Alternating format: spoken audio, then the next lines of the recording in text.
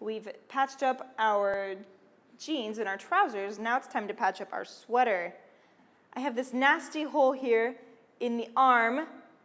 What I would probably do here is just sew a cute little suede patch over it because it's the elbow. However, I want to show you how to darn your own hole to mend it. So I have prepared this thread in a contrasting color so that you can actually see what I'm doing. However, at home, go ahead and use thread that's the same color as your sweater. All right, I'm going to stick my hand inside.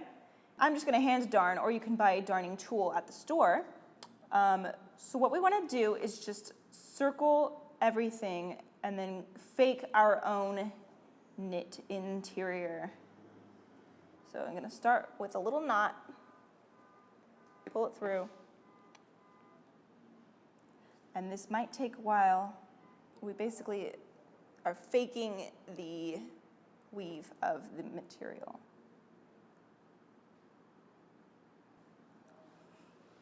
This is quick darning, not meticulous darning, by the way.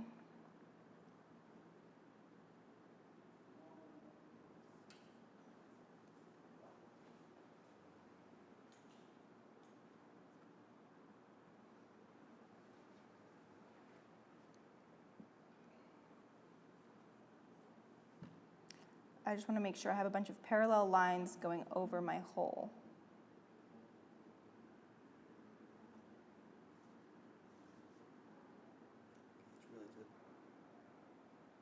Whee!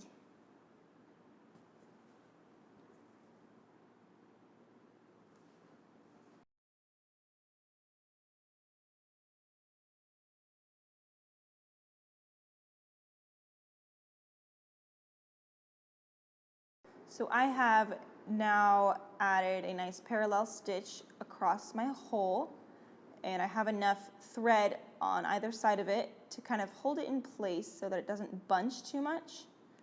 As you can tell, my hole doesn't quite look as bad. It's kind of coming together.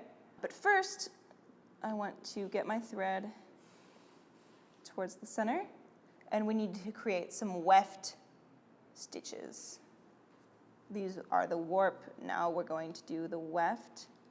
So I'm just going to make my stitches go the other way with the yarn.